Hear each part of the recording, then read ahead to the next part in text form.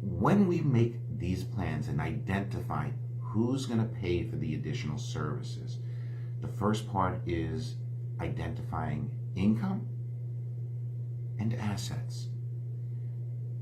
New York State Medicaid, interprets it as the income and resources.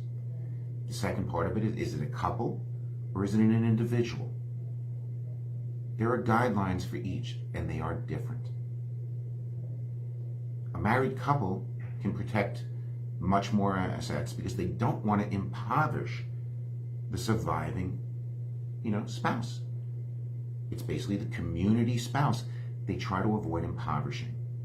So they don't want to, spend everything and then have another person be on public assistance sometime in the future because everything was spent on care. So they're very well aware of that. And there are a lot of protected assets. So we first identify the income. We then identify the resources. Well, I own the house. I have this much money in a bank. I have so all the different parts. And we have to understand everything that's out there. And then we also have to understand who owns it.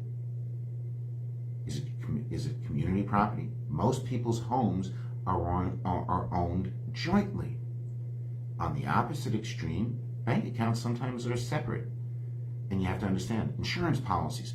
There are so many different assets that have to be identified because you have to understand where everything is. Once we get that picture, now we can start to make a determination of, does the person qualify for Medicaid? In some cases, it's immediate. It's almost immediate.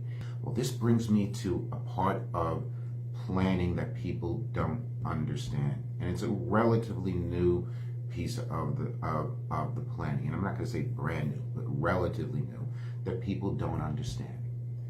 That there are trusts that are available that you can assign excess income and resources to.